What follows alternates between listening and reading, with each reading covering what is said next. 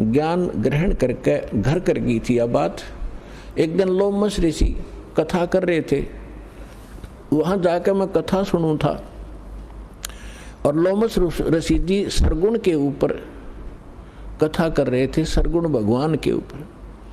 तो मैंने कहा कि ऋषि जी सरगुण तो सब नाश हो जाए, मैं तो हूँ निर्गुण का अधिकारी, मुझे तो निर्गुण कथा सुना भगवान की।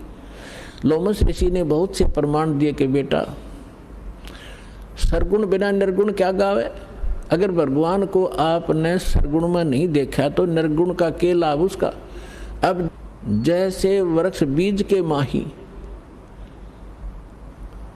है, जैसे वृक्ष बीज के अंदर वृक्ष होता है, जैसे वृक्ष बीज सब ठोरा, जब उग गए तब दिखे मोरा। एक आम का गुठली है और वह गुठली के अंदर वो आम निर्गुण रूप में है, निराकार समझो, जैसे तुम निराकार कहते हो। तो उस निराकार का क्या करेगा, आम का तो ये बता देंगे इस गुठली में आम है, पेड़ है, पूरा पूरा वृक्ष है इसके अंदर। तो इसके बताने से तुझे क्या लाभ हुआ। अब उस बीज को बीजा जावे गुठली को, फिर वो पौधा बने, फिर वो पेड़ बने और फिर वो आम लगे। तो सरगुण बिना निर्गुण किए गावे।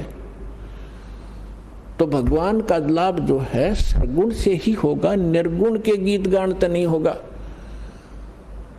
अब कहने लगे मेरे ये उदाहरण बहुत से उन्होंने दिए पर मेरी बुद्धि में ग्रहण नहीं हुए।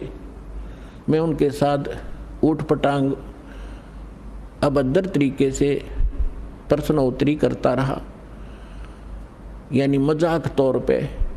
लोमस ऋषि ने मुझे श्राप दे दिया कि तेरा चंडाल के घर जन्म होना चाहिए, तेरे जैसे दुष्ट कार्य चंडाल, चंडाल बन।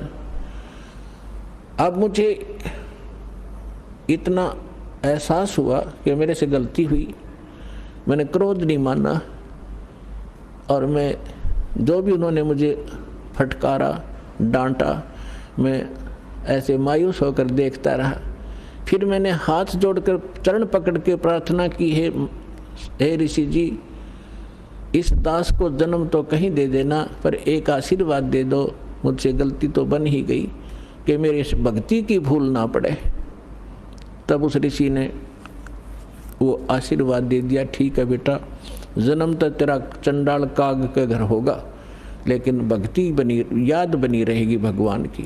तो फिर उसने बताया कि एक काग चंड नाम का काग था देवता, और ब्रह्मा जी की पत्नी अपनी हंसनी को लेकर जो ऋतु पर आई थी